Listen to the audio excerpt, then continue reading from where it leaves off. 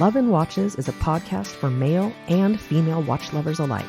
Perpetual Girl and Ranch Racer are a watch-crazy wife and husband team bringing you the latest in news, gossip, controversy, and anything else that matters in the world of watches. We hope you enjoy the show. That's right, Watch Fam. We are back. You guys are listening to the Love and Watches podcast, the one and only, the original, the first watch podcast with a female co-host. Yay.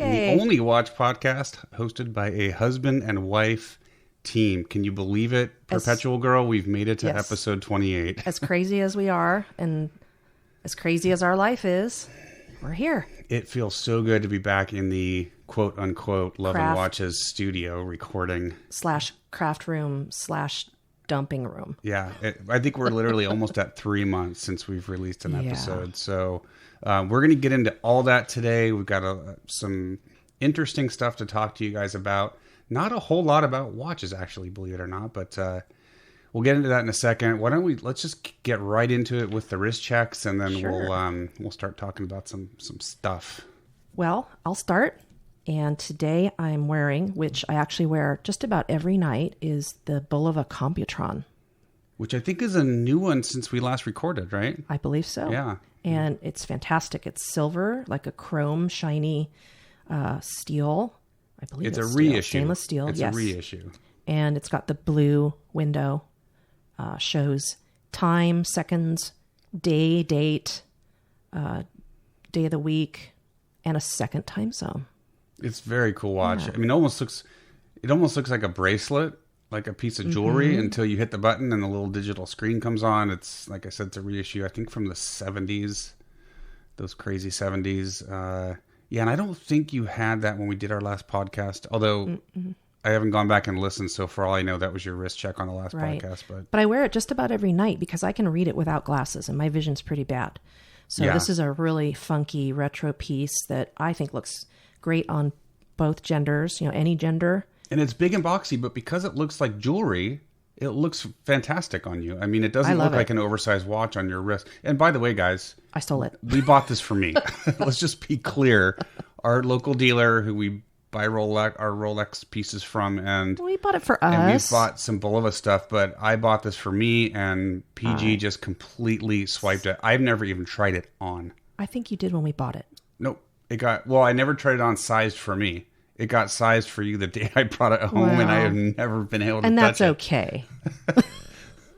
Because you've stolen the Submariner, so you've pretty much kept the Submariner to yourself. So. And on to the next topic. Okay, anyway. This is a reissue. I have a little bit of stats about it. And it was created, the silver one was actually created for Macy's, apparently. And they still have them in stock. They're on sale right now for $280 on Macy's.com. On Macy's, regular price $350, and there's some extra 10% off code with offer $252. So cool.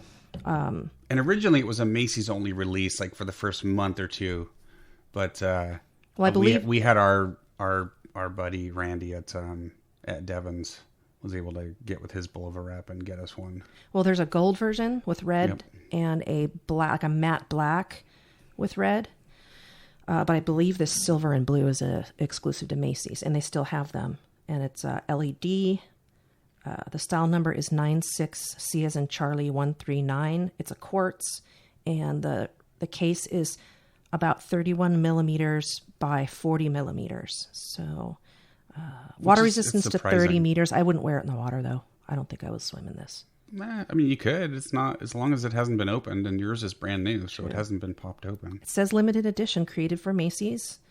I think that's pretty much but all they're popping up in other places. I mean, Devon's almost always has one in stock. We saw the gold one there, and it's such a great watch in the middle of the night. And when you're getting up frequently, I don't have an alarm clock or any of those types of devices anymore, and I don't take my phone in with me, so I use that. But aside from the Computron, I wanted to talk about a second watch that I've been wearing a lot lately. A double wrist check. I'm not actually wearing it. Okay, thank you.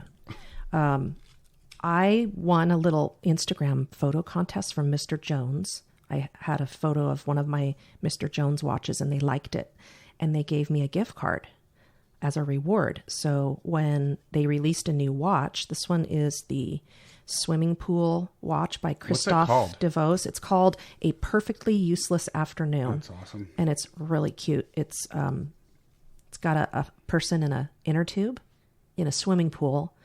Their foot is sticking out, which is the hour marker, the hour hand. And then it's all on discs that turn. And there's a rubber ducky. That's the minutes. So, and it doesn't have a second hand. So it gives you that more relaxed way of telling time. And the bezel looks like the side of a swimming pool. And there's like a rehaut that looks like tile. So this is waterproof too. On their website, it you've worn it in the pool, right? And I have it comes with the stainless mesh, the Milanese band that looks great, but I didn't want the salt in our pool to kind of ruin that band. So I put an Erica's original nylon stretchy orange band on there, the limited edition orange, and it looks really good. And I wear this almost every time I swim. The majority of the time. I wear other watches to swim, but it's the perfect watch. It's such a cute watch. I think it's sold out, but I got number 49 out of 100. Now, that was not the first time you'd won something from them, right? It's the second time. Yeah. And then I bought the Last Bloom. Was it Last Bloom? The skull with the flowers. That's an automatic. This one's a quartz. The others are automatics. But it's just one of those brands so that we love them. They're so much fun. They don't take life or watches or the collecting hobby that seriously. They just enjoy it, and they're art watches, and we love the brand. They're just a lot of fun, and we like all different types of watches. And me being an art major, I appreciate the uniqueness of it. It's fun. I appreciate the uniqueness, and I'm not even an art guy. Art guy at all. Yeah. I have zero art. I can kind of draw a stick figure, but it gets pretty ugly from there. Well, that's another topic for another day. Yeah. All right. Are you done with your double wrist check? Yes. Are you going to give me some airtime for mine? Yeah. All right. So today I am wearing a watch that I've talked about a lot on the podcast. Picked it up late last year after a painfully long wait and gestation but it was period worth while it. they finished the design and all the technical stuff. This is the reissue of the 1970s Bulova Oceanographer, and this is the orange dial, smaller case. It's a cushion case. Seiko refers to their cushion case as, or not Seiko, but fans refer to it as the turtle. So same type of it's small case shape, but it's smaller, quite a bit smaller. It's the width of the actual case, the cushion that the dial kind of sits on top of and the bezel sits on top of is 40, but then the bezel is only 37. So it really works on me too. Oh, it's such a great size watch. I absolutely love it. It's sort of got a Jubilee look. It's got a Jubilee style bracelet, and the case is so highly polished. It feels very dressy. It feels more, a lot of people say the Submariner is like the quintessential dress dive watch you can wear in the boardroom or go diving with. It's pretty big for a dress watch. But this is smaller and it's more elegant. Pretty. I mean, the polish, it's very, it reflects all the light, and it's just such a fun watch. It reminds me a little of a Doxa just because of the color and the shape, but the Doxas are so big, I could never pull off wearing a watch that large. But this one I can. Yeah, and orange was the go-to color in the 70s for dive watches. You could see it at depth, and so Doxa wasn't the only one. Bulova was doing it. Seiko was doing it. But this is just, and it's so faithfully recreated. It's identical in size. Bezel's the same. It's a, oh gosh, what's it called? Like a Bakelite, or not a Bakelite. This is the plastic. It's this is a sapphire bezel. Oh, it is? Yeah, I think it's sapphire bezel. It's not a loomed bezel, but the loom on the indexes are dial. Like the indices are like they're like little round crystals that like stand up very proud off the dial, like hockey pucks. Little clear hockey pucks. So great loom on those. The one thing that's a little bit odd on this watch, and it was an oddity of the original, is that because the indices stand up so high off the dial, they had to do a really short minute hand that couldn't extend over the indices, which meant the hour hand had to be even shorter. So it's a little odd to get. It takes some time to get used to it. You can still figure it out right away. Oh yeah, you can totally figure it out. But the hour hand is very, very short, much shorter than most hour hands. And how's the loom on the hands? Does it last a long time? Loom is great. It lasts almost all night. Not quite to Seiko or Rolex level, but very, very close. I'd put it on par with like, what are those the Traska? Traska, Hampton, they all have good loom. Yeah, most of those guys have good looms. So the only other difference from the original is this is a date only. The original was a day date, but with this Solita movement they put in here, they had some issues with the day complications. So that is not included. It's just a date only. But well, we actually have a vintage as well that we had. Yeah, we do. We picked up a vintage. Overhauled, and it's broken coming back still not from working, overhaul. Yeah. So it has to go back in for another overhaul. I'm not thrilled with that, but yeah, you put them together, and the only difference is the faded dial on the original. It's kind of faded to a more reddish, but anyway, just a joy to wear. I think it's a 20 millimeter lug width, so the bracelet is slimming, and it almost looks and feels a little small on my wrist, just because I tend to wear larger pieces, but it really is the perfect size. I mean, I love it, and for you on your wrist, on your small 6.5 inch wrist, it feels like just a good chunky diver, not oversized for like you. So. Stylishly large for ladies, sort of thing. Yes, yeah. But great. There's none. They made 666 of them. 30 of them went to Analog Shift for like these ultra special editions that they did with that came with a NATO strap. And then the rest were Bulova, just straight Bulova issue. There's none left, but there are some folks on eBay limited. Trying to you know take flip advantage. them and make a buck. And so if you guys are interested, I've seen them at. Some people are flipping them for basically MSRP, maybe a few bucks over, so you can still get them. At least when I checked a couple months ago. I don't know. I haven't checked for a while.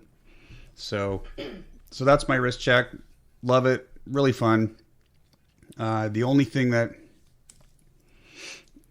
I think they could have done better was the clasp. Oh. They really, for what we spent on this watch, they really cheaped out on the clasp. Every single micro brand watch I own has a better quality clasp. This is like... Is it deployant? This is like Seiko 5 quality clasp. It's just super thin, really thin sheet metal clasp, and I'm just not thrilled with it. That's the only thing they could have done better. It has a safety fold-over lock. That's fine. And it's got the button releases, but it's just... But that's how they were made back then. It's got sharp edges. And, when you're spending $1,400 on a watch, I expect a better clasp. And so shame on Bulova for that. But that's the only negative on this watch. I love this watch. To be literally the devil's advocate, if this is a reissue and it's true to how it was before, if this is how the clasp was back in the day, then I don't see a problem. Yeah, I don't buy that. Whatever. You do better. Whatever, woman. There's better ways to do it now. So yeah, that's only negative, but... we're big fans of the Bulova brand, and they're coming back strong. They're doing all kinds of fun reissues, and double Bulova wrist check. The Joseph Bulova collection at Basel this year, so and just pretty. a lot of fun stuff. So I just really love the Bulova brand, and so that's my wrist check for today. So we're a Bulova couple today. We are, we are. I didn't even think about that, but we're both sporting the Bulovas. So that's the wrist check. We're going to talk today about what we've been up to and what we've got going on with the show. Should we get into that, or do we have? I don't really have any news to talk about. Well, I don't really have news. I was going to wear my Seiko 5 today, but everybody's talking about Seiko 5. I think it's saturated. So we don't need to talk about the new Seiko 5 because the SKX, I guess, is going away, and there's going to be the worst kept secret in history. I know. But which is a shame because everybody mods them, so hopefully that's not gonna. I think it's a bad idea on Seiko's part because it's really a huge underground group of people who love that watch. I'm not gonna go there. No. But I was reading a story. I think it's an old story, but I'm not sure. So it's about helium release valves. Oh, I know. I read it too. I know which one you're talking about. We were talking about this a while back when we were swimming. And I was reading about the valves, and maybe you can clear up, because I'm still a little confused. Yeah. The story didn't quite explain what they do and what... I think there's really an option for explaining what situations cause for it. So let's step back a little bit. So this was a story that got... Our listeners one of the big blogs. I'm not going to name the blog, but it's one of the bigger ones out there. And sometimes the blogs will re-release old stories if they don't have new content for the day or the week, and that's fine because maybe you missed sometimes, it. If I wasn't following the blog 5 years ago, hey, great, now I've got to me, it's a new article.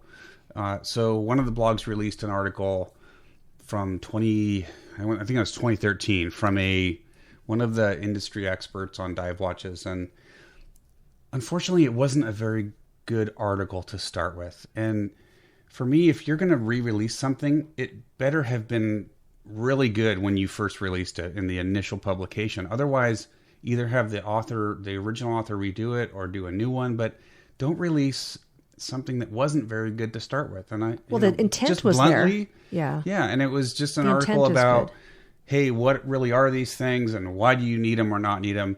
But it left you hanging. Like it lacked so much content in terms of what the helium release valve really was. And that's where, so you're like, what the heck does this mean? I like science and I like oceanography. So I love seeing the detail, give me an actual concrete example of how this works in real life. And just saying, well, if you're a desk diver, it doesn't matter. You don't need a helium release valve. Sure. I don't dive. I've never dove. I snorkel. So maybe, you dive. So why don't you explain a situation where you would need that?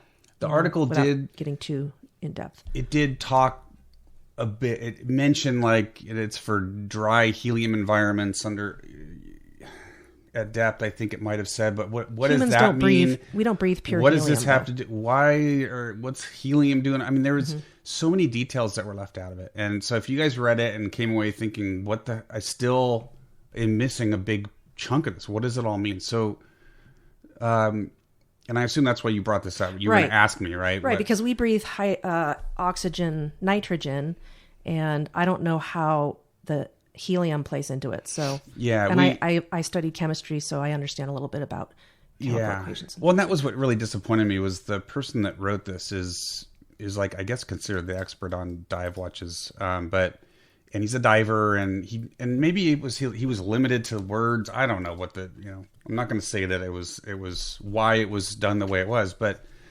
as a diver, I used to scuba dive, and we had to learn about all this. Even though I wasn't going to be a commercial deep diver, we still had to learn and study all this stuff. So when you're a recreational scuba diver, you have your tanks filled at a local store, and all they're doing is compressing the air that we normally breathe around us every day. What's in the just tank? A normal oxygen, pure oxygen, or oxygen, nitrogen? It's oxygen, nitrogen, helium, CO2, all this, carbon dioxide. See, I didn't know that. Everything that floats around in the air that we breathe, that's just compressed into these tanks. Interesting. I thought it was pure oxygen. And you breathe it while you're floating around underwater, and down to about 100 feet, it's fine. But what you need to understand as a diver is that gases do different things as they get compressed. And when you go down in the water and you get more water above you, it creates more pressure and squeezes things. It squeezes everything. It squeezes you. It squeezes your arteries and your veins, and it squeezes the stuff inside your arteries and your blood. I mean, your everything eyeballs gets squeezed, right? So what they learned back in the 60s or 50s, when really deep level commercial diving was really getting its start, and it came out of the military, and then pretty soon they were constructing stuff deep underwater and drilling and all this stuff, right? So as you get down below 100 feet, things start to change with the molecules of air that you're breathing. So what they learned was that as you go deeper, the nitrogen component in the air that we breathe, as it compresses, it does weird stuff to your brain called nitrogen narcosis, and basically you start to feel drunk. And if you start feeling drunk underwater and you lose your bearing, you can die under there, right? So too much nitrogen can be bad. So, and then oxygen also can be bad. Forget the name. I think I've brought it up here. You can get something called oxygen toxicity, which can lead to lots of bad stuff I'm not going to talk about. Like hyperventilation almost, or? No, but it can do things to your lungs and your eyes and your central nervous system and all kinds of stuff. Like when you pull a rock cod up from deep sea fishing and the poor thing's eyes are like... Well, that's just the air inside of it that expands too fast and pushes like organs out. But sorry, folks. But anyway, so nitrogen and oxygen in too high of a quantity at depth can do bad stuff. So what they did learn was that helium is much more benign at depth. So when you start when you see manufacturers talking about helium release valves and how they're so great and it's a better dive watch because of it, it's all marketing BS. And here's why.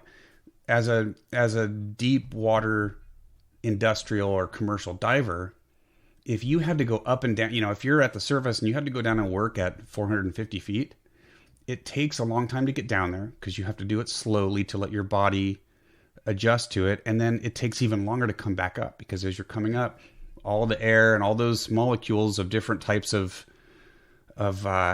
elements are expanding, and you have to let them expand slowly out of your bloodstream or you get something called the bends. So it made more sense to create underwater living environments for these guys, right? So you basically have like an apartment that's underwater, that's sealed, it's dry, right? Like the movie Abyss. Yeah, if you guys have seen the movie Abyss, it was an underwater environment that people lived in, but it's pressurized to depth. Now, I don't want to interrupt, but is it different diving down versus going in a submarine? Because a submarine's pressurized, correct? Yeah. Does this matter with a submarine?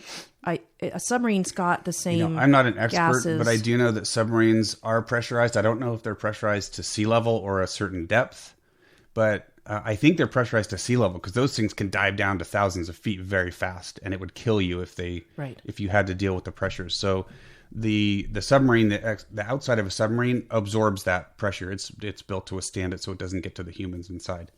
But the point was, if you're working on a big project, all that time coming up and down and decompressing, it wasted a ton of time. So these guys had to live underwater at the pressure they were working. So they could wake up in the morning, put on their gear, go right out into the water. Like it's the pipeline? same, like Alaska pipeline type stuff? It could be underwater pipelines. It could be cables. It could be drilling rigs. It could be anything. Oh. So they lived under there for days at a time in their dry environment. Well, they lived their normal life, ate, drank, whatever.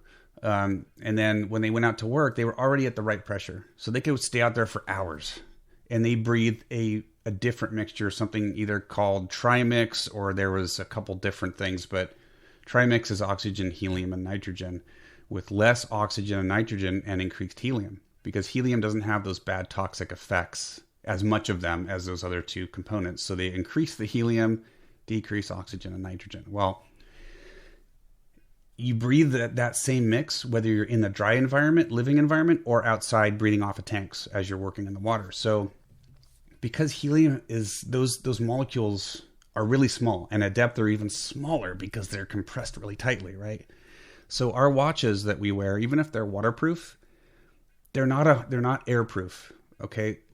Certain molecules, like helium molecules, when these guys are living in the dry environment, those molecules can sneak past the seals in our watches. Like your crown, your pushers. Yep. Your even crystal. The case back, the crystal, seal, all that stuff, they can sneak in there. When you're down there, it's not a big deal. But when these divers came up from these living environments and things expanded, it would pop the crystal off because all the molecules, those helium molecules, would start expanding as there was less pressure pushing them down, and they would pop the case off. I think Rolex was the first to do this on the Sea Dweller, but theirs is a little flush against the side of the case. It's not some big ugly tumor sticking out like on the Seamaster 300, the Omega, which I thought the Doxa was the first, technically. Doxa supposedly was the first to offer it to normal civilian customers. Got it. As strictly a marketing ploy, right? Hey, our deep sea divers use this. You should use it too while you're desk diving. So anyway, that is the whole reason for a release valve. It's just a one-way valve that is either manually operated by the user, like on the Seamaster 300, or more preferably, it's automatic. It's flush with the side of the case, and it just has a little spring in it that as that pressure builds inside the watch, the helium is expanding. It compresses that spring, opens a little check valve, and the helium can escape. That's all it's for. And we're talking about divers that live underwater for days at a time at huge depths, breathing this special mix. In a habitat. Underwater. If you're out diving recreationally at 100 feet, this does no good for you. Even if you're recreationally diving to 200 feet, it does no good for you, because if you're breathing that trimix, like you start at the surface, you go down, you're breathing a trimix, your watch is not subjected to that in a dry environment. It has nothing to do underwater. With being pressurized in a water environment. So that was a really, really long explanation I didn't intend to include, but I guess the point is, I really like to see more complete information included in articles, especially if they're going to re-release it. I don't feel that was a good article to start with. It should not have been a re-release because it just, again, leaves people with too many questions. It's a great topic, though. Yeah, it's fun. It's interesting. So, yeah, don't worry about it, guys. Even if you're divers, you do not need a helium release valve. Unless you're on a project like the Abyss and you're going to be under there for 2 weeks. Yeah, then you're a commercial diver and you're living in a helium-rich, dry environment underwater for days at a time. So that was what that's all about. Let's see. Let me redo my screen here. What the heck have we been up to for 3 months? And we've had. So first of all, thank you to all of our listeners who were worried about us and like, hey, are you guys okay? We miss you. We want to make sure everything's okay. Y'all know we have certain health challenges that we have to deal with. Well, and we have a large property with lots of animals that require attention, and when it gets hot out, things get trickier. Well, and really, we get busier. This whole big span of time started with my work schedule. I'm in sales. We had a tough year this year, and in the last quarter, so our fiscal year ends at the end of July, which is kind of weird. So May, June, July, my company kind of owns me because we're, but it's in my best interest to work hard to get the sales in. And this year, because it was a tough year, we were even pushing harder to try to bring deals in. And so I was working, so many hours. That combined with more construction in the backyard and on the roof. Literally half the roof was torn off. They were extending the roof as a patio cover, and it was very noisy, hammering and noisy, very difficult environment to record in. We would have had to go somewhere else to record, and I'm not going to pick all this gear up and move it. So that was one thing. And honestly, I enjoyed the break. I needed a bit of a break from watches and the watch world and Instagram. And I haven't really looked much at Instagram for like 2 months. I think I've been trying to hold it together. Yeah. And you've been doing a great job doing that, but it was just, like all social media, I think most social media platforms, they start off as wonderful ideas with great intent, but unfortunately, due to human nature, they kind of devolve into areas where people can attack one another, or just big popularity contests, which frankly Instagram has become. And it's a little bit unfortunate because as watch people, the whole point of Instagram was sharing pictures with like-minded people. It's like, wow, that's a cool watch. Yeah, I and love for looking the at watch the watches. community, that was like the perfect, ultimate, the perfect place. But it's almost become, like I call Facebook brag book. It's become a lot of that, of bragging and just popularity contests and who has the most followers. And so I needed a break from that too. And the show relies a lot, fortunately or unfortunately, on Instagram. It's how we get our name out there. It's how people discover us, because the watch world gravitates to Instagram. So I needed a little break from that, just to be perfectly honest. We probably could have figured out how to get recording done, but I just needed to step away. In the process of all this construction, we had junk all over this recording desk. I mean, it was so crazy in here. One of their feet came through the ceiling, and I'm actually looking at a hole in our there's a big hole in the ceiling in here when they were working up there on the roof that still has to be fixed. So just all kinds of stuff. And so I think it was about 3 weeks ago, we're like, let's get this going. Construction was slowing down. There wasn't a lot of hammering and noise. We could have done it.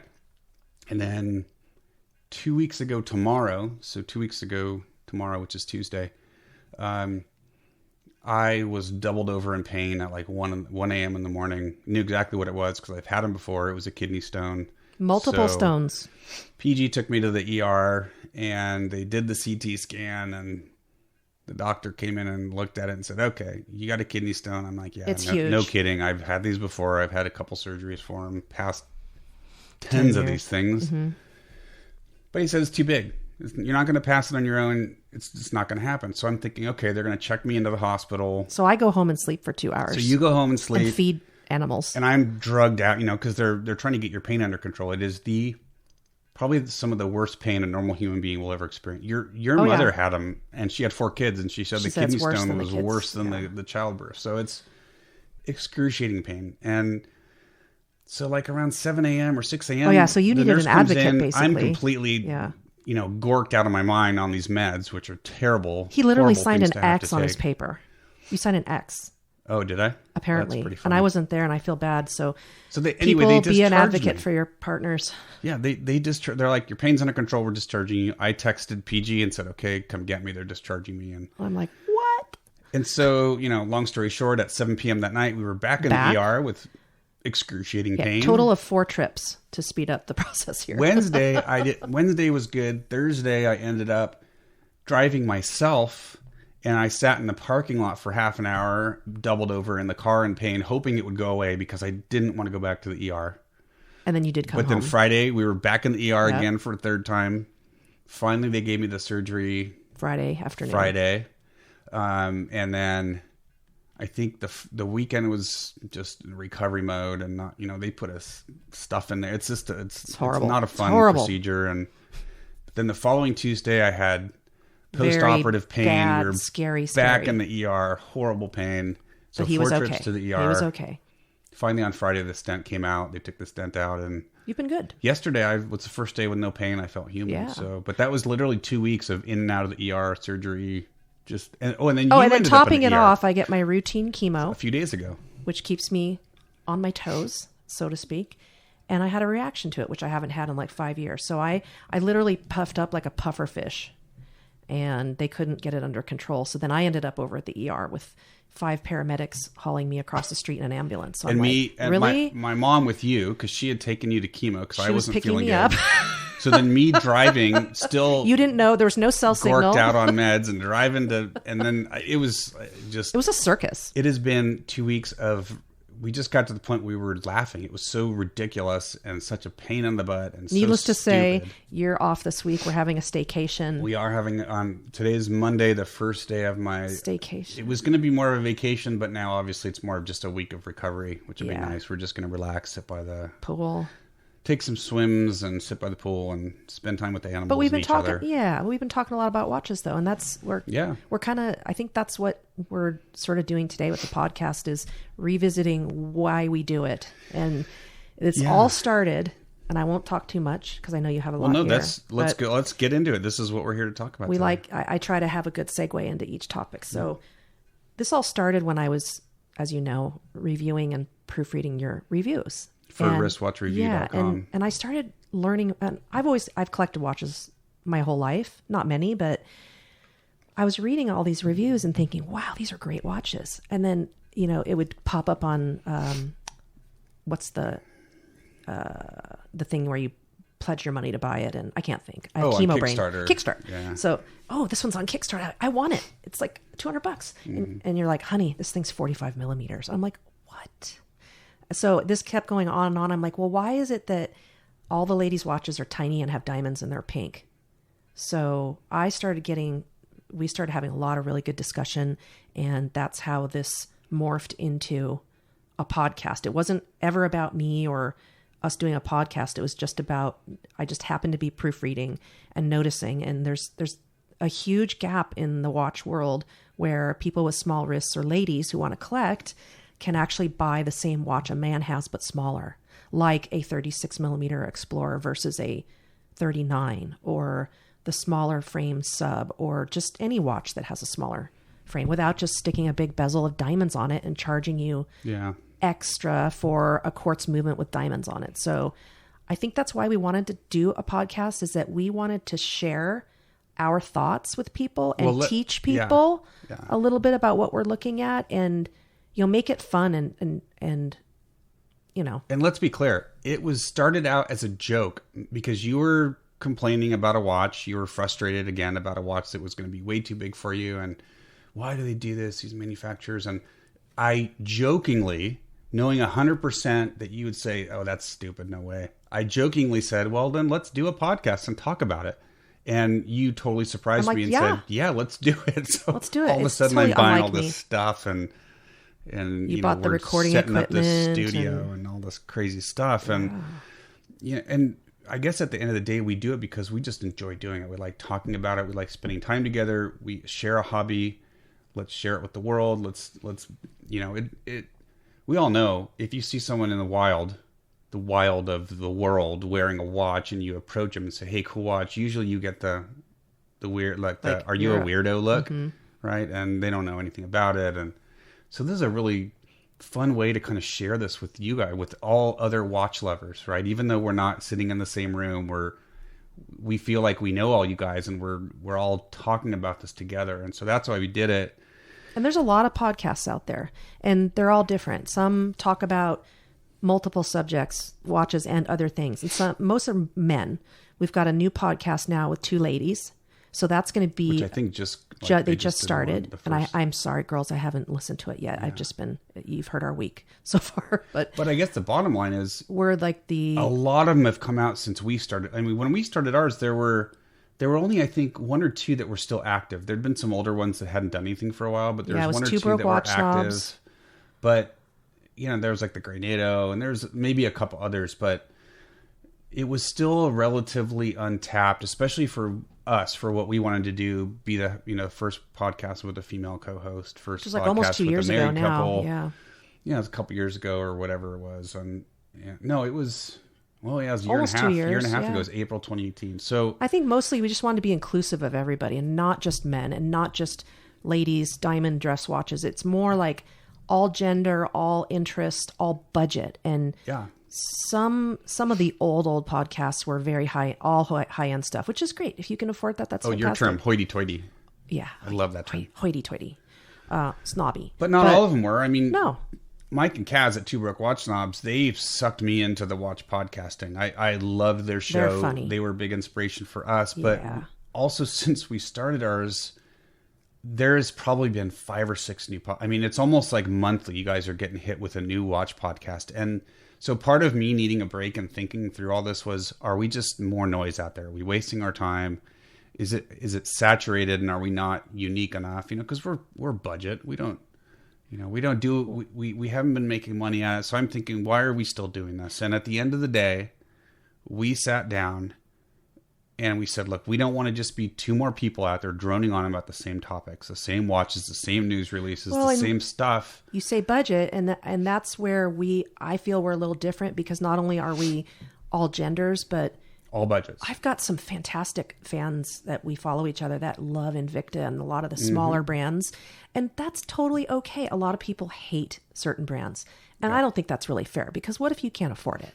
I think there's a watch for everyone. Well, if you don't like a brand... And I have a lot of Invictas. Yeah, and that's fine if you don't like a brand. And it's up to you. There's some brands that we have trouble with, and we'll talk about why we have trouble with them. But what I don't like is, that brand sucks. Yeah. Okay, well, how about some context? Maybe other people don't think that. And so I don't like that attitude. There's a watch out there for everybody. But, we sat down and we said we do it because we love it. And we had so many of you guys reaching out saying, we miss you so much. You're a favorite podcast or whatever. We just felt like we had to get back on the air. We got to keep doing this, right? There's other podcasts you can listen to. You may only listen to us. You might listen to us and 1 or 2 others. I don't know. But at the end of the day, we still feel that if we can offer something unique in this world of watches and watch podcasting specifically, then we should keep doing it. Well, and I think honesty is important too. I think if we have any criticism of, I've criticized large brands before just because of how they represented women in the market. And I think that's okay. Everyone's got an opinion. You have to be able to say what you feel. Well, and as we've said before, if you can't take criticism, you should not be involved in the social media world or the media world, period. Because people are going to criticize you. We've had people post on our website and rip us apart. And hey, I don't rip others apart. I will give someone my thoughtful opinion as best I can. But at the end of the day, if you're going to put yourself out there like we have and like others have, don't expect everyone to gush over you and your thing, whatever your thing is, right? And I don't expect everyone to gush over us. Some people aren't corrected. It's not going to be their thing. We've had technical corrections, and I totally appreciate that, because we never claim to know everything about watches. So when someone says, no, this doesn't work this way, it's like, oh, shoot, I'm going to adjust that and fix that. I get that. I want people to correct me. But I think sometimes social media can get a little unkind, and people read between the lines, and sometimes people just...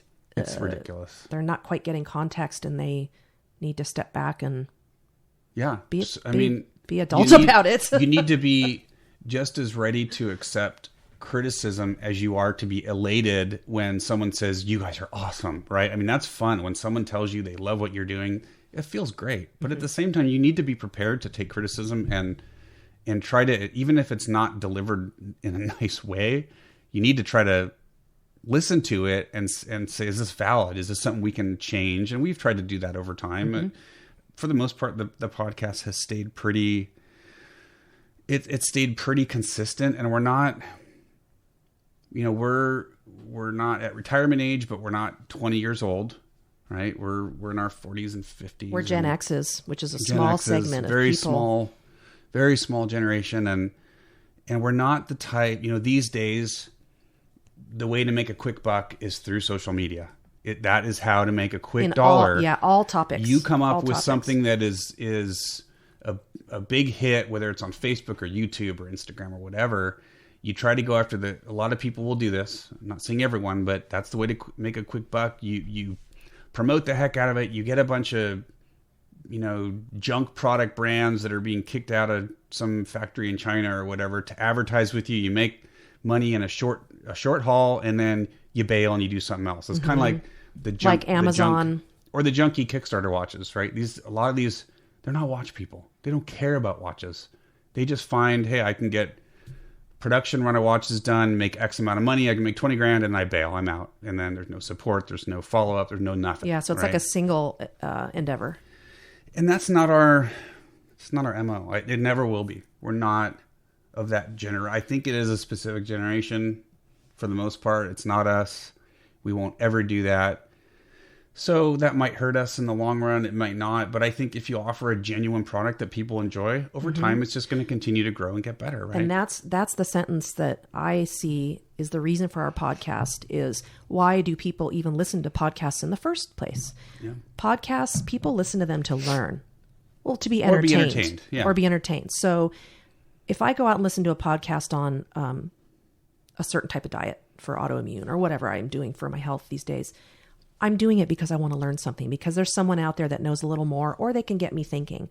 Yeah. So I think us having a unique view as a husband, wife, as a woman collector, as a male collector, starting later in life collecting, we want to share that view with people. And if people have a small wrist, or they're a lady, or they're just someone has a very little budget, who can't spend a lot on a collection, I think that's where we kind of offer some ideas and some fun.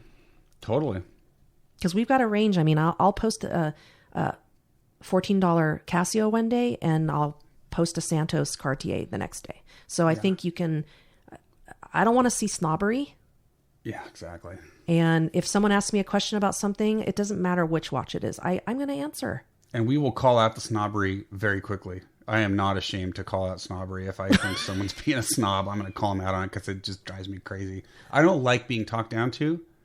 And well, that's you the guys thing, don't is treat either. Everybody the way you want to be treated. So we don't want to talk down to other people. I mean, and again, you listen to podcasts for different reasons. Maybe for entertainment, maybe for learning, maybe for both. When I started listening to the guys at Two Broke Watch Snobs, I was already much more involved in the hobby. And so probably my knowledge level was either on par or maybe more than them. I didn't necessarily always listen to learn. I listen because they're fun. They entertain me. I mean, they kept me company on my long commutes. They're great guys. I've gotten to know both of them.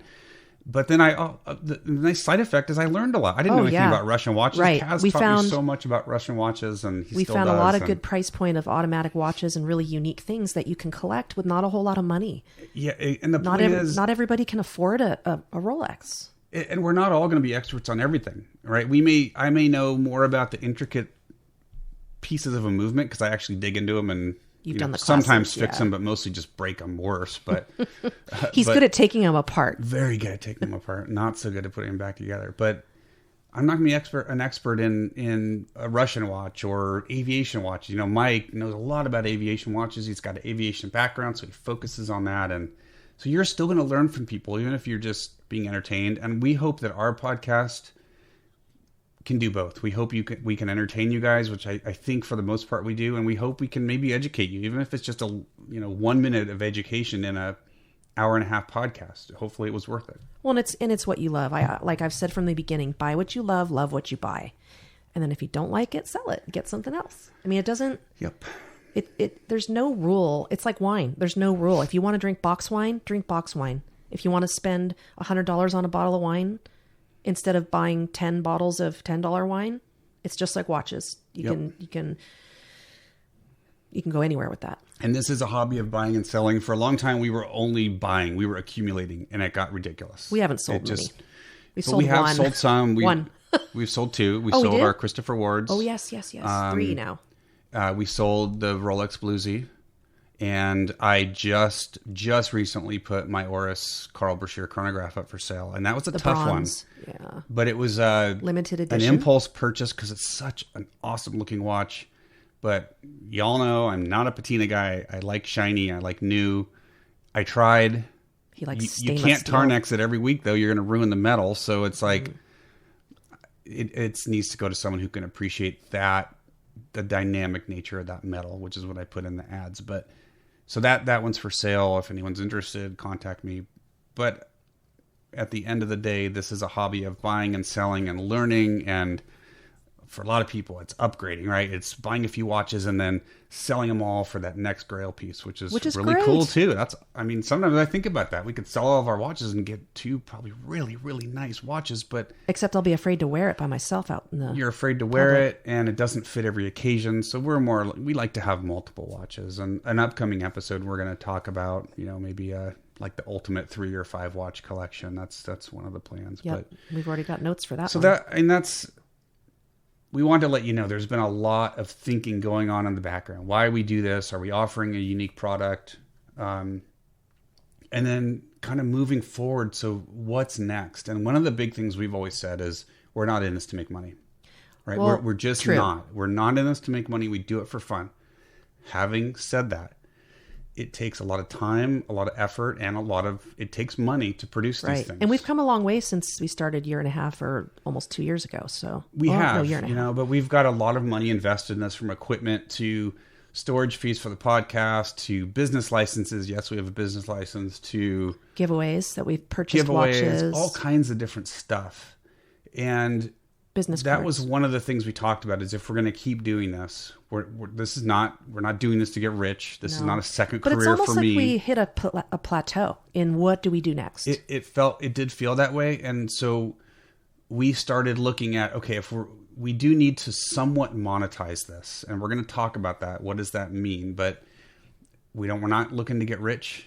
We'd like to be able to cover our costs of the show, of producing the show, whether that's the costs of, website registration or storage, or a trip to Couture Time to come back to bring you guys live news from the show. And, there's those types of things that we've come out of pocket for. And, we're getting to the age now we need to start thinking about retirement, and we don't want to be dipping into those funds to do the show. So, and along that line, a goal for me, being an animal rights and animal advocate, I would love to make our, cover some of our costs and also be able to do something philanthropic, like give back to my 2 favorite charities, my waterfowl charities that I love. So, because, they're making the world a better place, and they're advocates for a segment of animals that don't have any advocates. So that's something like Oris does for children with blindness all over the world. Oris gives back. I'm sure Rolex and all the big ones give back, but that would make me feel good. Yeah. And that was one of the topics of conversation when we started talking about monetization was, okay, how do we make enough to cover the show? Pay us a little bit. I mean, I have a career. You have, you're on disability, and we've got our income, right? We have income. We're not looking to have a big supplemental income, but it would be nice to be able to pull a little bit from the show and add to their retirement.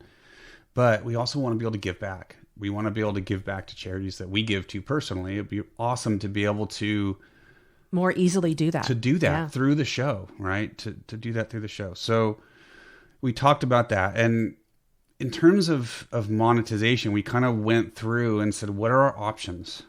And so we've listed some of that out that I want to talk about. And option number 1, which is the most obvious, I think, when it comes to social media, is crowdfunding. And so you guys have heard Patreon, right? Pretty much every podcast has a Patreon website. Every YouTube channel has a Patreon website. A lot of Facebook. I mean, crowd-funded social media efforts seem to be the way to go this day and age. I originally only saw Patreon and those kinds of funding vehicles for 501Cs. I don't know how I feel about it for non-501Cs. Well, yeah. But I guess that's the way of the world now. I have a bit of a... It leaves a bad taste in my mouth sometimes. Yeah, it's maybe a slanted view of this type of funding. And it works great for some. Well, you give on Patreon. Out. You do it. Yeah, what happened was when Patreon first started, unfortunately, I think in the early days it brought out kind of the worst society had to offer, right? It was a lot of negligible characters with their hand out trying to figure out how to buy that cool boat or car or house. And there ended up being when these types of crowdfunding things hit the airwaves and people started using them. There's a lot of stories in the news about someone being caught, with a brand new house in the Florida Keys and a speedboat and all this stuff. And all that money had come from Patreon, and they didn't do anything. They didn't lift a finger. There was no product. It was a big smoke screen. Same as GoFundMe, but I've only seen it used for 501c and the occasional news story where it's abused. I've seen it used for me coming from the racing world, I've seen a lot of young racing drivers just, hey, give me money. My GoFundMe. Give me money to. It's like, no, that's not how it works, dude. You got to get out and work. Well, and that's a total different generation. We were not raised with any of that. We were raised to work hard, come up with a business plan, and make your money. Unless it's your parents, then you ask your parents. Yeah. Sorry. So I guess the bottom line was, it's been hard for us to make the transition, and the good news is a lot of that early garbage has been weeded out, right? You can only hide from the IRS for so long before eventually the government's going to catch you. And so a lot of that was weeded out. It has become a really excellent funding vehicle for things like podcasts. It can be difficult to monetize social media, and Patreon has ended up being a really good way to do it. If you produce a product that people love and want to continue to listen to or view, like on YouTube, Patreon can be a really good way to do that. And like you said, I donate to Two Broke Watch Snobs. We give those guys money every month because they entertain us. I love the product. They entertain me. It's a great show. So we continue, even to this day, we've had our podcast for a year and a half. I still contribute to those guys. They're awesome. So I definitely recommend you go to their Patreon page if you like what their offering is, and contribute. So in that way, it's awesome. I don't think Two Broke Watch Snobs would be where they are today without Patreon. So it's been like a godsend for them. Really good. Right. They went to that show in Hong Kong, and they did live watch news from there, which was fantastic. And I'm sure that enabled them to do that. Yep. So our initial gut reaction is Patreon's not for us. That may change. I don't know. I set up a Patreon page when we first started the podcast a year and a half ago. I did not know that, but I haven't gone live with it. So it's there. It's an option. I don't know if we're going to take that option. It's still under consideration. So that's the first one. Option number 2, good old fashioned advertising. The bane of everyone's existence when watching TV, and it gets to the really exciting part and they cut for commercial, right? That's when it comes to traditional media like radio, which we're pretty much pre-recorded radio. Right. That's what we are. And it's coming to you over a different transmission medium than traditional radio. But that was how radio was funded. I mean, you had the disc jockey playing music, and then you had ads popping in there. Or soap operas on TV, the soap companies. And we're talking a long time ago. It's traditional media lives on advertising, on traditional advertising. And it can be very invasive, and we can all hate it, right? Advertisements on TV and radio. It's like, ads, mute, go to the bathroom, get a soda. Go to the kitchen. Whatever, and unfortunately it's been used in some negative ways in this market. And, there was a watch podcast that came out a while ago that I think I listened to 2 episodes, and they had started with a lot of backing. They were already known in the industry. Started with a lot of backing. Literally the first 5 minutes of that show was one of the hosts reading ad copy. And you can hit the skip, the 30-second skip, whatever. I got so sick of it, I don't listen. I never listened to that podcast because it was just overkill on the advertising. There's a racing podcast I listen to.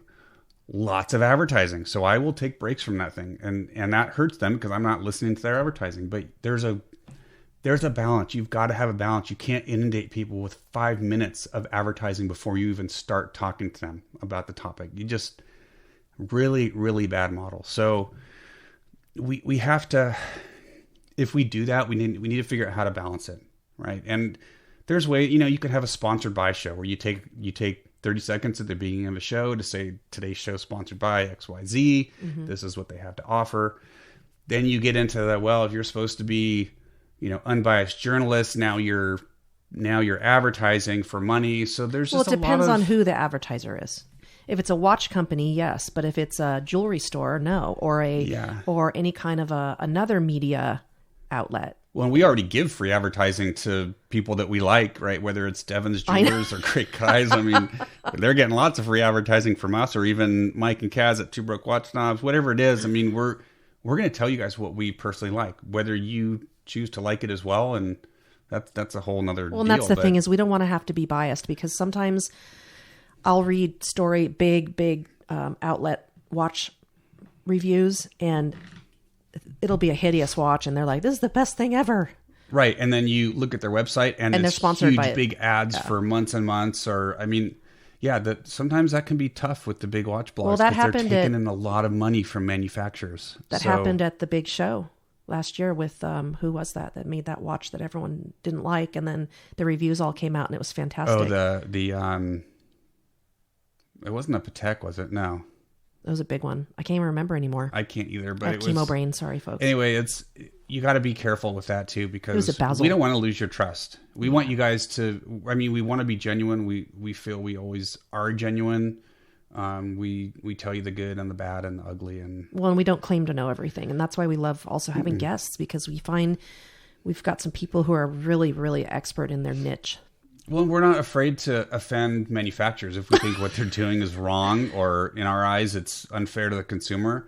I don't have Cartier and Omega and Rolex sending me review watches all the time. So I'm not worried that they're going to stop sending me watches that they're already not sending me. So whatever. I mean, or all those fancy parties on the yacht is kind of underhanded marketing garbage. I'm going to tell you it's underhanded marketing garbage. So that's that part of it. The other thing is advertising. It's a catch-22. You're not going to get someone to advertise with you unless you have a big enough reach, but you can't get the big enough reach without advertising to bring in the money to advertise more. So it's just it's a catch-22. Right. Like you have to have a certain number of followers on YouTube to be able to link anything to. Yeah. And we'll talk a little bit about that too. So traditional advertising, it is an option. We might do some sponsored by shows, but we're not going to inundate you guys with 5 minutes of advertising. It would be a quick, 20, 30 seconds at the beginning, sponsored by so-and-so, go to the website to check them out. Boom, period, done. We move on. We're not going to inundate you guys with ad copy. Instagram's just kind of an odd animal anyway. Like for a while there, I wasn't seeing anybody's posts. I had regular paid advertisements now. I did. I didn't see any of my regular guys, and no one saw mine. And I'm thinking, and it's odd because the Love and Watches is almost at 1,000, but my personal is 2,000. So I don't want to go switching the name of my personal account to Love and Watches to get more people. Which people do. I just won't do that because I have my own personal. I want to look at my pictures of birds and animals and horsies, and it's separate than the Love and Watches. So and on Instagram, I don't know how it works. I think if you're targeted, if they realize you are not just an individual sharing pictures, you're for us, we're not a profitable business, but I guess you can call us a business. We're an entertainment enterprise. And I think if you get labeled in their system as that, you get dumped. You get dumped unless you're giving them money, right? Unless you're feeding the corporate machine of Instagram, you're not going to be getting put. And that's what we're finding and that's what frustrates the heck out of me is followership on the Love and Watches account it's taken forever just to get to 1,000 followers. And they changed their algorithms right before we kind of came online. Mm-hmm. And a lot of you out there have had to deal with it. It's a major pain in the butt.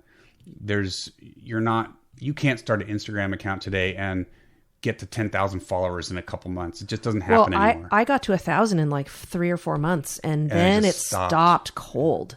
And then I see a lot of people, they're at 23,000 in a year, and it's how on earth is there? They're buying. They're giving money to Instagram. They're getting paid advertisements. Yeah, I'm not going to go Or they're buying followers. You can do that too, and that's not. But that's not organic. Phony. That's not real people that like phony. Watches. It's just fake accounts.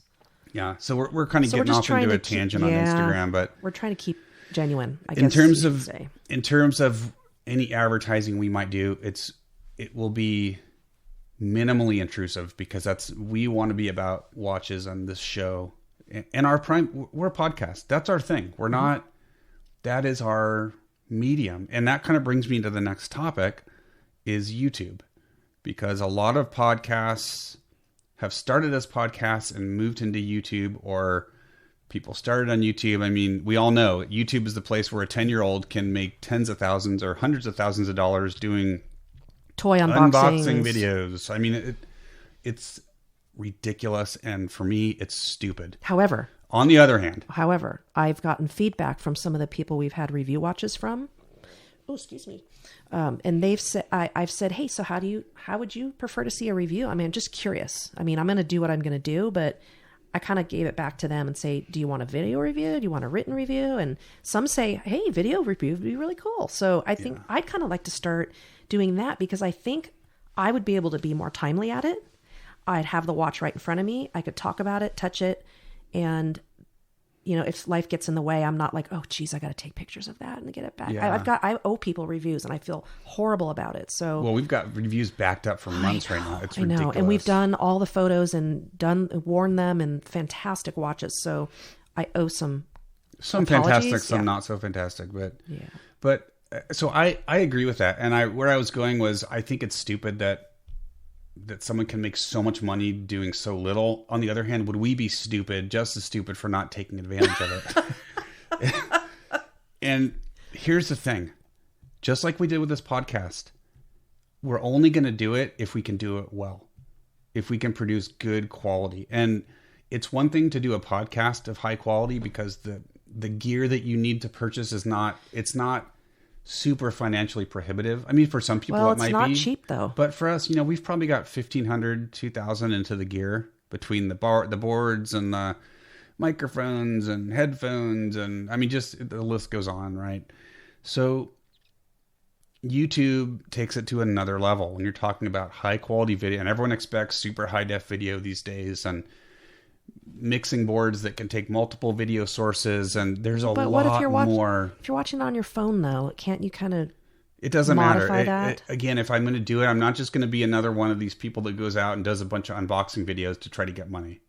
Now, the one nice thing about YouTube is, if you offer a quality product and you start to build followers, the advertising happens automatically, right? YouTube just starts inserting those ads in your videos, and you get profit from those ads. So that's the one cool thing about that. Doesn't happen in the podcasting world, but it does happen in the video world on YouTube. So if you can do something well, you can make some money from that. And the cool thing is, most of the time you can hit skip, right? So if you're watching a watch review that we've put out, or some other watch related topic video that we've put out, and there's an ad, you can just say in 5 seconds, you skip the ad and you go on. Some people like to see the ads, right? Mm-hmm. There's generations that, for whatever reason, they like watching the ads. I have watched a few ads. Yeah, the ones I don't like are the ones that interrupt a video right in the middle. Mm-hmm. Or like 5 seconds after you started it. Yeah, but so if we can do it well, we'll do it. And when I talk about doing it well, it's the quality of the video, it's the equipment that you use, it's the production quality. I mean, the few videos that we've put out, I mean, shoot, I did our intro on PowerPoint. That's how I created our intro. Mm-hmm. I hate to say it's amateurish, although if you compare it to some of the amazing introduction videos on YouTube, it's amateurish. But I wanted something. There's a lot of videos where people just all of a sudden they appear and they start talking. Well, I wanted something that identified us as a brand, identified the Love and Watches brand. It was consistent. So that's why you're watching it for the content, not for the intro. Yeah. But it to me, that's part of the production quality and the content. So it's like, how do you produce an intro? There's tools out there, but you got to buy them. One option could be going to a local college and talking to a media professor and seeing if they had a kid that was going through this program and wanted to do an internship or needed to do a senior project, whatever. So that's possible. But I really want to do it on our own. I mean, I want to do this on our own. This is about you and I. And so I would like to, if I'm going to do it, I should probably just learn how to do it and see if I, try and fail a bunch of times until I get it figured out. So It's a challenge and it's rewarding. You do it yourself. Just like when we were racing, we did it on a tiny, tiny budget and you were really good. So there's a serious amount of reward involved in doing it yourself. Yeah. And I think you need to have an interesting and, again, unique offering. There's millions of watch reviews on YouTube and they're all the same, right? And I'll admit the ones that we've put on are pretty much the same as every other watch review. I mean, they're mostly static. It's not. So if we're going to do this, I want to figure out how to produce some really fun, high quality videos that aren't necessarily just watch reviews. Maybe they're us on a watch adventure or, yeah, I don't know. There's other things that we can probably do. That or we doing need to interviews think on about. site. Or interviews, live interviews or live broadcasts. So there's things that we can do. All of it takes money.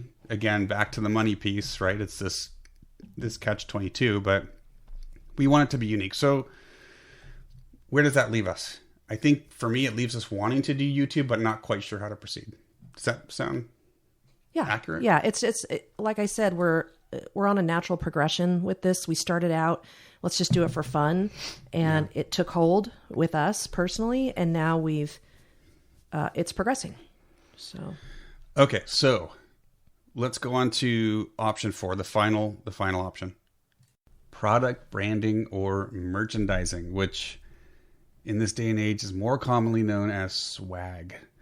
Now, stuff. Yeah, stuff. Now, product merchandising used to be not a super affordable proposition because you had to come up with the design, you had to find someone that could produce the stuff for you. You then had to order a bunch of it and keep it on hand in stock. So you carried inventory. Right? Things that you didn't know you needed. Yeah, so you carried inventory, which in the business world is a liability on the books because it's just sitting there, not making you money. So, but these days it's become kind of a no-brainer. And if you frequent YouTube a lot and you watch videos of people that have lots of followers, aka more than 1,000, frequently underneath the video you'll see a listing of products. And that's from a company called Teespring. And they're not the only ones out there, but they're the most well-known. And what they do is they get rid of all that expensive overhead for you. So basically, you upload your logo or your design, and then you choose from their bank of products that they offer, and you basically create a storefront and you link to it. So like Mike and Kaz are doing this now with 2 Rock Watch Knobs. A lot of people on YouTube do it because there's a connector. So if you have to have more than 1,000 followers. We're not there, so we can't utilize that yet. But put a link up on your website, or you share it on Instagram, and people can go and buy swag. Love and Watches swag. I mean, it surprises me, not to interrupt, but why we don't have 1,000 followers on either, because we have thousands and thousands and thousands and thousands of views of our podcast. Well, and again, that's tons. That's what we are about. We're about, and we just talked about YouTube, but at the end of the day, our primary focus is on the podcast. And there's a reason for that, because we want to be the medium where you can listen anytime, whether you're have headphones on and you're sitting at your desk working on something, you can listen, or you're in the car driving. You can't watch a video while you're driving. At least you shouldn't be watching a video while you're driving. So we want you to be in the car with your family listening, or laying on the couch at home listening. You can, or doing chores, right? I mean, I listen to podcasts while I'm feeding horses.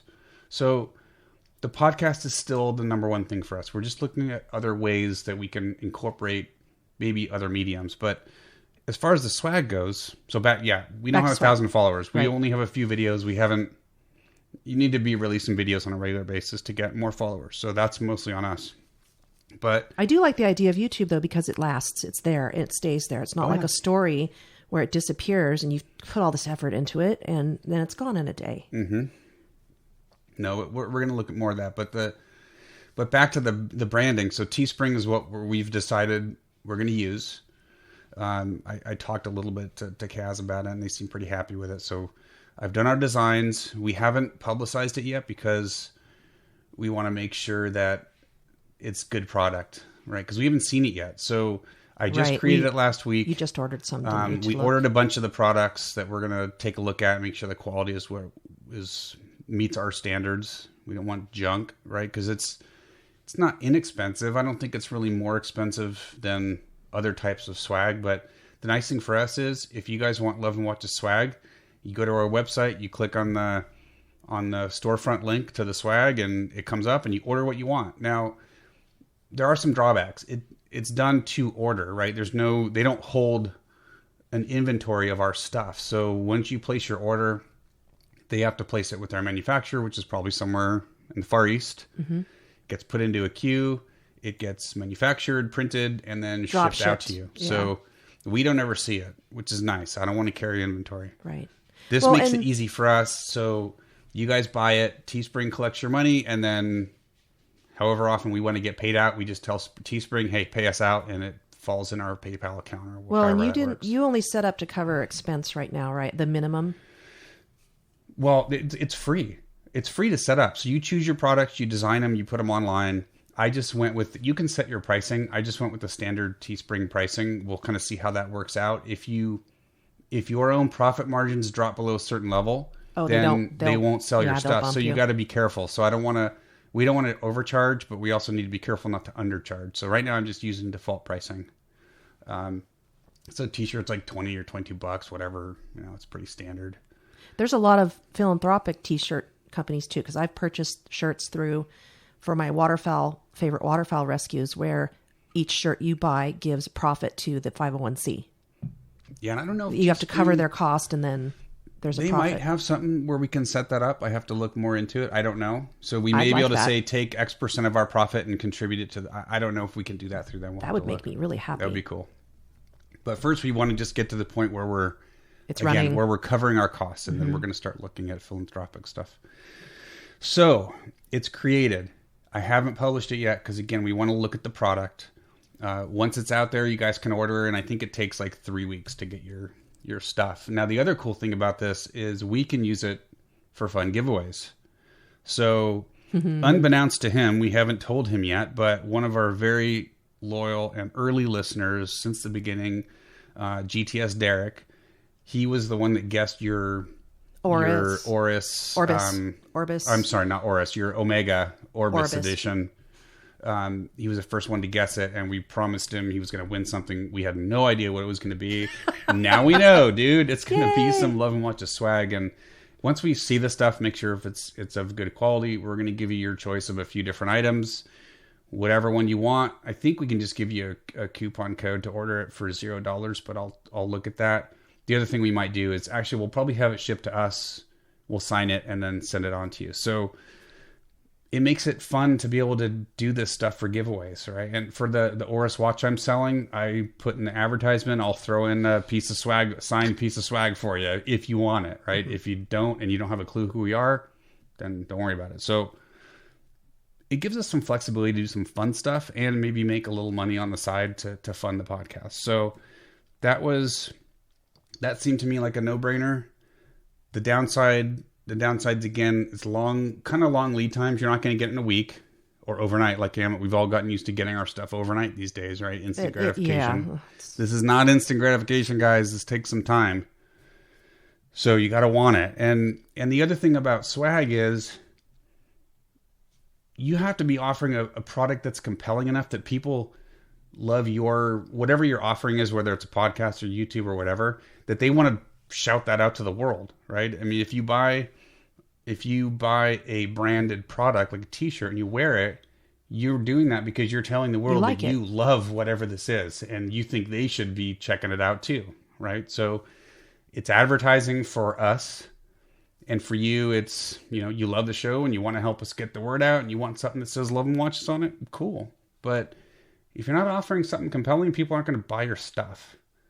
So we have to always make sure that whatever we're doing is unique, compelling, inclusive. You guys want to hear about it, and you want to continue to listen to and support the show. So that's the swag piece. The other downside, and this was pointed out to me, I mean, I knew about it, but this reinforced it when I sent the link to the storefront out to our local Red Bar SAC folks and said, hey, how about some feedback on the product mix and stuff? A bunch of them came back and said, it's cool, but I'd like to see hobby related stuff, right? Like yes. spring bar tools and I don't know, cleaning cloth, eye loops. The downside is with something like Teespring, you are limited to what products they have. Yeah. So down the road, if we can get the ball rolling here, make some profit enough that we can then go to another like maybe manufacturer where we can start actually producing and holding inventory, then we'll be able to do those types of products. For now, it's your normal stuff. It's coffee mugs and phone cases and everybody T-shirts and hats. Liquids. Right. So that's the only other downside. So I think that pretty much covers the swag. Mm-hmm. So it's coming. GTS Derek is going to be the first. Famous as the first person to have a piece of Love and Watches swag. Unless someone buys my Oris today and says, yeah, I want the swag, then maybe they'll be the first. But now we'll make sure GTS Derek gets the first piece of Love and Watches swag. So that's the swag. I did have a fifth option here, but it's not really, it's product giveaways. We've already done that. We've done that. We're going to continue to do it. We have a really exciting one coming up. If you guys saw the post on Instagram that announced we're hitting the airwaves again, I put a teaser photo up there. It says Swiss Made on it. This is going to be a really fun, exciting giveaway. We're working with the manufacturer, and it's going to be a lot of fun. The giveaways don't make you money, but let's face it. If you do giveaways on Instagram and you say tag 2 people, it increases your following. You can gain some new everything listeners. Bill, yeah. It increases your reach. So we're going to keep doing product giveaways. Hopefully not spending our own dime if we don't have to. Well, and that's a win-win because we're not having to invest our cash, and the person providing the product is getting their product out there. Yeah, they're getting some advertising, right, and some reach.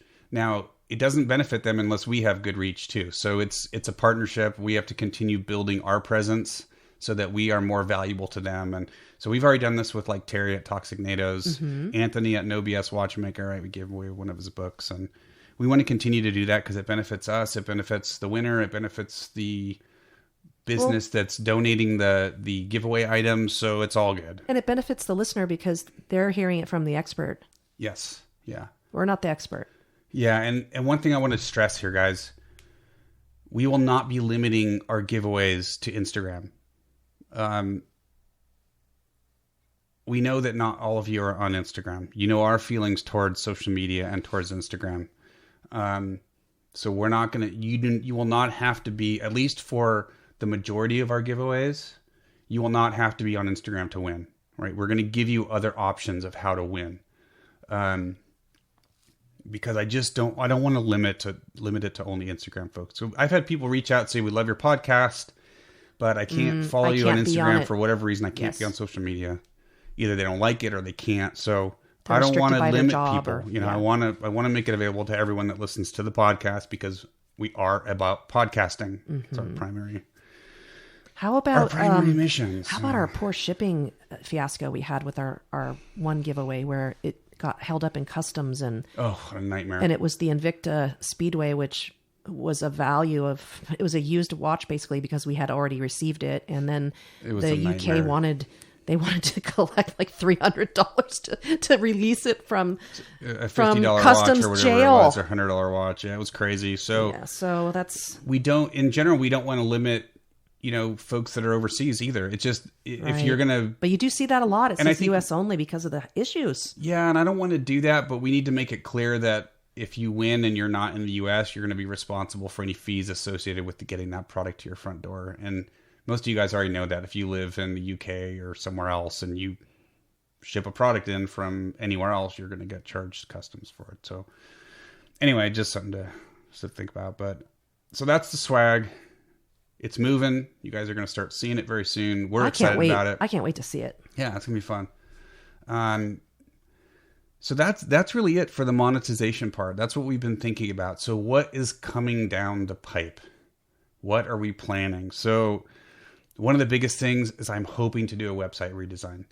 I got that website up on my own. I am not a web designer. It's not my forte. It's not a great website.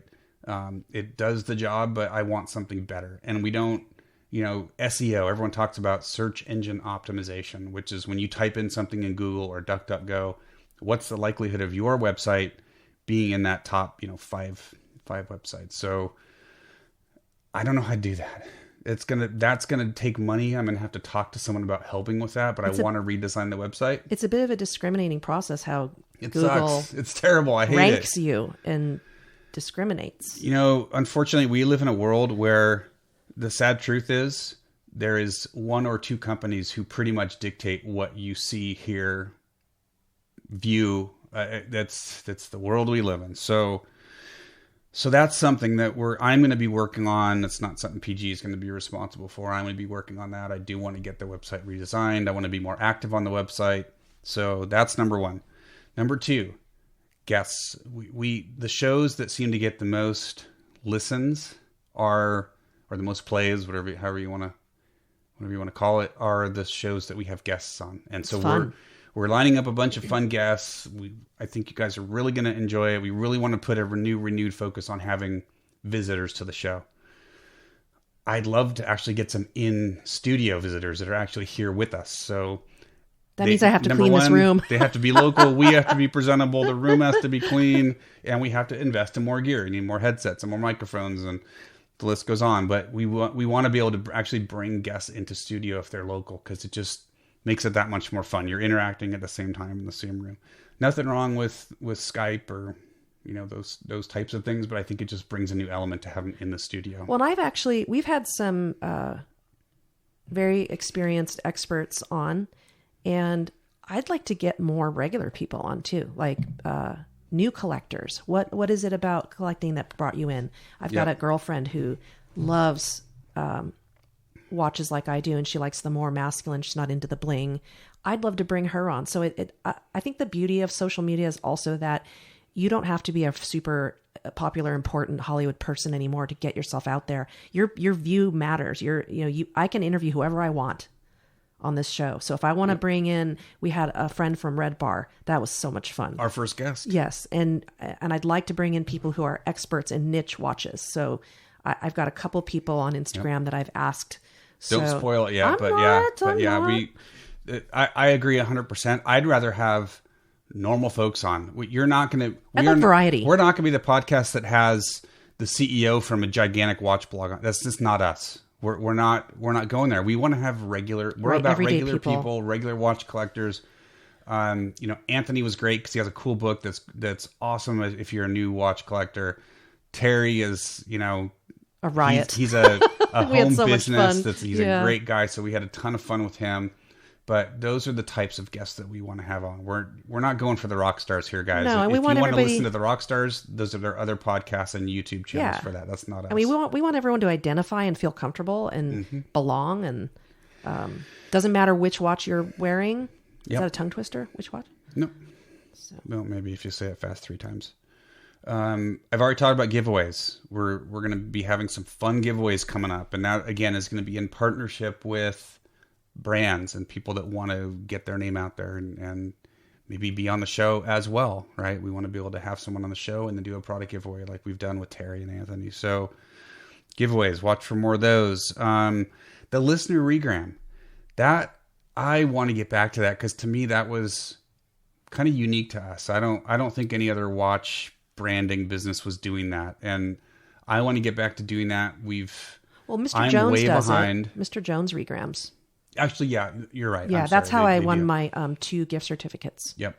So, but I want to keep doing that. I want to reward folks for using the Love and Watches hashtag as much as I hate to I know, but I've seen it a lot. I want to reward you guys for that. I want to reward you for tagging us. I want to give you an opportunity to win stuff. Plus, it just helps us spread the word and get the Love and Watches message out there. So watch for those to pick back up again. I think I already have...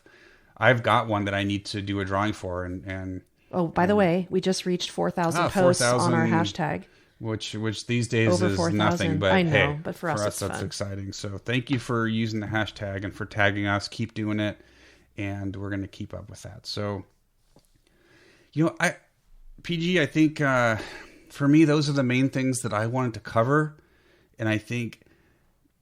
Just speaking for me personally, but I know I'm speaking for you as well. At the end of the day, we're just happy to be back doing this again. It's been about 3 months off.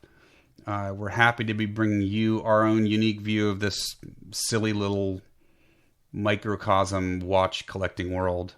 It's a very small pond in the greater scheme of things in the world, but it's a pond that we are all very passionate about. And we're just excited to be doing it and be back. And we're just we happen to be a married couple who both love watches, and like the rest of you, we just want to.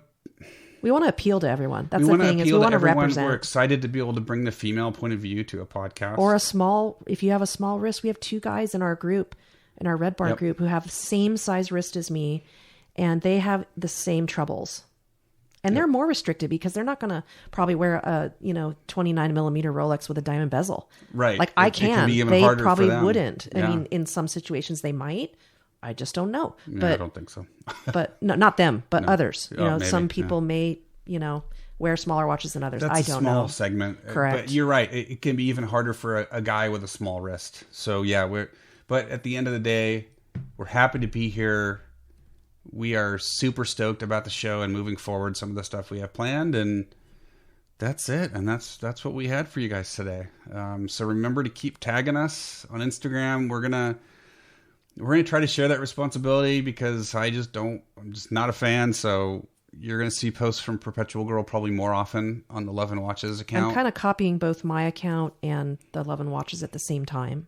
Yeah. Because I have so many more followers on my personal account. So I'm not sure how to get both to get them over to see the Love and Watches, but our established fans are already aware of what we're doing. It's going to happen however it happens, and I'm not going to worry about it. And I just don't have time to do stories. Yeah, so you're going to see a lot more posts from Perpetual Girl. I'm going to get in there when I can, but it's less of a focus for me. So anyway, keep tagging us, keep listening to the podcast. Thank you so much to all of you who've been patient. Yeah, and I'm waited for this episode. I'm so thrilled with the base of collecting that the people have that follow us. We've got people who love Invicta, Nixon, specialty fashion watches. We've got people with Cartier, Daytonas, every spectrum. Yep. The whole mix. So it's been really fun, and I want everyone to feel like they're welcome. And I just love looking at watches. I like to see what people are wearing, and it's really fun to see everybody posting. And like we've said before, don't be afraid to call us out. If you listen to a show that you think we've alienated someone, well, if we're wrong, technically about something, but if you feel like we've alienated someone, or let us know. We may not change our viewpoint on it, but it's good for us to know that. And we really do want to be welcoming of everyone across this entire hobby. So with that, let's get the heck out of here. Okay. We're done. We are out of here. This is Ranch Racer. This is Perpetual Girl. Thank you for listening to episode 28. And we will see you guys soon for episode 29. Take care. And remember, buy what you love and love what you buy. Later, guys.